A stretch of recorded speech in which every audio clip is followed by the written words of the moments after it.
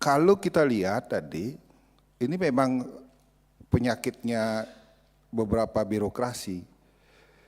Hampir semua kementerian KL itu memprogramkan apa yang sudah diprogramkan di masing-masing kementerian. Nah, dan anggota Komisi 8,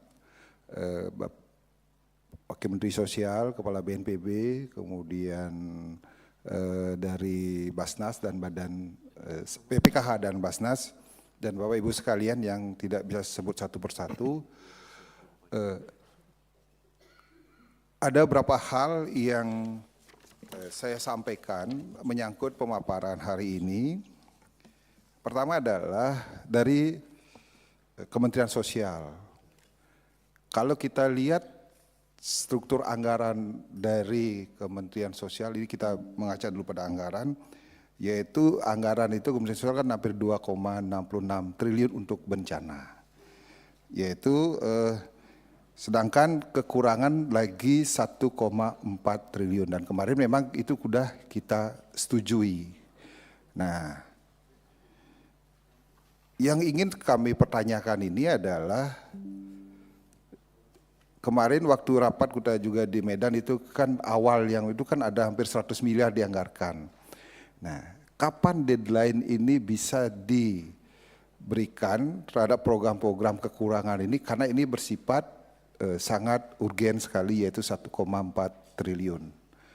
Nah, nanti biar ada kejelasan, jangan sampai nantinya ketika asesmen dilakukan dari yang dipimpin oleh BNPB terhadap kebencanaan itu, ujung-ujungnya pemerintah ini akan dikecam karena apa yang dijanjikan ataukah persetujuan dari daerah terhadap data yang diberikan oleh daerah itu tidak bisa dilaksanakan ataupun lama dilaksanakan. Di lain pihak mereka ini kan banyak yang butuh rumah cepat, kemudian pemulihan pasca bencana dan sebagainya. Sehingga kita minta ini ada suatu kepastian daripada kapan bisa dilaksanakan. Karena urusan masalah rumah, sandang, pangan, perut ini kan tidak bisa ditunda. Nah, itu mereka itu sangat membutuhkan sekali, apalagi sampai kehilangan nyawa dan sebagainya. Itu yang ke satu. Kemudian kalau kita lihat tadi, ini memang penyakitnya beberapa birokrasi. Hampir semua kementerian KL itu memprogramkan apa yang sudah diprogramkan di masing-masing kementerian.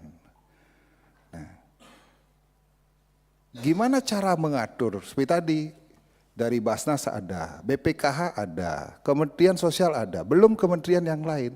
Karena pengalaman kami ketika kami turun melihat daerah bencana itu, ada pihak-pihak bantuan itu menumpuk bantuannya yang dapat itu saja, dan itu dari semua kementerian, belum dari pemerintah daerah. Di lain pihak, ada juga tidak terdata dan tidak mendapatkan bantuan. Sehingga kami kadang-kadang banyak menerima laporan dan akhirnya kami dengan relawan, dengan sendiri itu membantu kepada. Nah, ini apa yang dilakukan terhadap ini? Karena ini kan menyangkut anggaran, menyangkut juga ketepatan sasaran. Nah, kan tadi lihat ini kan, semua bagus-bagus sekali, kan begitu, sangat bagus sekali dari Basnas dan sebagainya. Dan itu apalagi di BNPB dikasih kewenangan untuk membangun rumah sekarang kan yang rusak berat.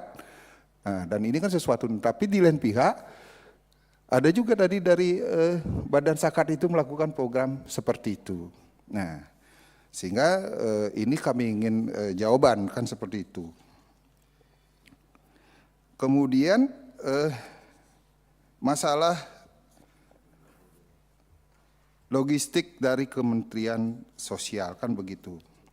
Nah, selama ini kan dengan adanya bencana di Sumatera itu secara maksimal kan buffer stok itu dibawa ke sana.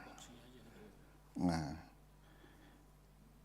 ini berdampak kepada penurunan cadangan nasional. Nah, tentu juga ini mengakibatkan melemahnya respon cepat terhadap bencana berikutnya. Nah, kemudian yang terpenting itu daerah lain tentu tidak akan nantinya kalau terjadi bencana, apalagi anggarannya terbatas, tidak terlayani dengan maksimal. Nah, gimana mengatasi dari Kementerian Sosial? Jangan sampai nanti sumber daya energi dan anggaran yang ada di mesin kemarin ini nanti kita sangat khawatir betul. Nah, karena beberapa kali saya sampaikan dari awal itu, Indonesia ini adalah negara yang risiko bencananya terbesar kedua secara internasional. Karena kita ada di banyak gunung berapi, kemudian kita lempengan benua Asia dan Australia, dan terbukti kita pernah ada tsunami dan sebagainya. Nah, ini hal-hal ini yang harus menjadi perhatian. Nah, selanjutnya, kalau kita lihat dari beberapa hal di Kementerian Sosial, nah ini kalau kita lihat datanya, ada beberapa penurunan terhadap cukup tajam ini. Target anggaran bantuan reguler, seperti penurunan yang mencolok seperti bantuan logistik tanggap darurat turun 90%. Kemudian bantuan pemulihan sosial turun hampir 26%. Kampung siaga bencana turun 50%. Lumbung sosial turun 50%. Nah, ini kan berisiko terhadap kesiapsiagaan daripada masyarakat, kemudian ketergantungan terhadap pemerintah pusat dan juga kelompok rentan yang tidak optimal.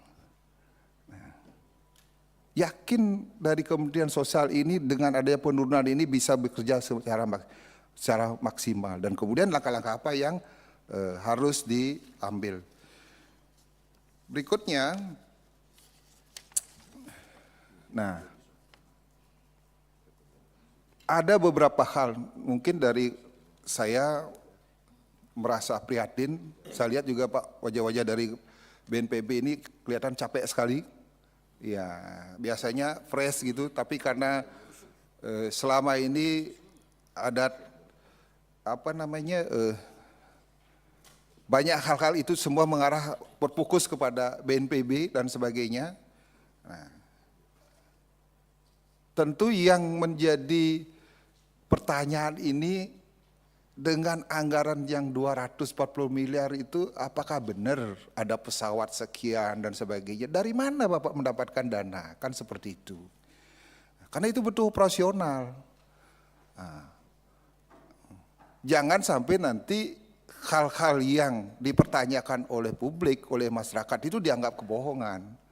Karena kita melihat tidak anggaran yang tersedia dari BNPB, dan itu sangat prihatin sekali. Anggarannya yang sangat kecil sekali, anggaran dari 240 miliar kemudian 250 miliar, menurut saya itu masih sangat kurang sekali. Melihat kuantitas dan kualitas bencana ini dari tahun ke tahun kan meningkat. Sebagai contoh aja, dulu kita daerah tropis tidak ada badai siklon, sekarang kita dikepung oleh 3 badai siklon, kan seperti itu. Belum lagi pemanasan global, belum lagi akibat ulah manusia yang merusak alam ini, kan seperti itu. Nah, maka dari itu, ya hal-hal ini harus terbuka terbukanya dari para BNPB menyampaikan apa yang terjadi, problem-problem. Nah, kemudian kami dibalik juga, itu untuk undang-undang kebencanaan itu sudah menjadi di badan legislasi itu prioritas untuk dilakukan perubahan, dan Komisi 8 pun tadi pimpinan sudah menyampaikan hampir semua fraksi itu akan mendukung untuk meningkatkan daripada kapasitas BNPB itu sendiri. Nah, yang menjadi pertanyaan itu adalah kenapa kok tidak ada roadmap terhadap situasi negara yang begitu rawan terhadap bencana ini. Kami berapa kali turun di daerah, kalau terjadi megatrust dan sebagainya, ternyata daerah itu tidak siap. Kemudian juga sumber daya manusia dan penganggaran di masing-masing daerah itu sangat beda-beda, malahan ada nol. Contoh aja kami ke Jawa Timur, itu syukur saja pemerintah Jawa Timur memberikan 1 mobil Pusdalob, kan begitu. Dan itu sangat bagus untuk operasional ketika mereka tidak ada signal. Tapi di daerah-daerah yang lain itu tidak ada. Nah, tentu ini PR yang sangat besar sekali, dan kita sebagai dari DPR dan pemerintah ini tentu harus bertanggung jawab sesuai dengan undang-undang melindungi warga negara terhadap bencana. Maka dari itu sampaikan apapun yang disampaikan, karena kita ingin negara ini, pemerintah nanti ketika bencana itu siap siaga untuk penanggulangan bencana. Nah, untuk masalah anggaran nanti mungkin akan kita sampaikan karena rapat berikutnya. Nah, terima kasih Bapak Ibu sekalian yang sudah bekerja dengan baik. Tentu ini mudah-mudahan nanti kita perbaiki ke depan, baik dari tingkat Kementerian KLI koordinasinya lebih baik. Saya kira itu aja pimpinan, terima kasih.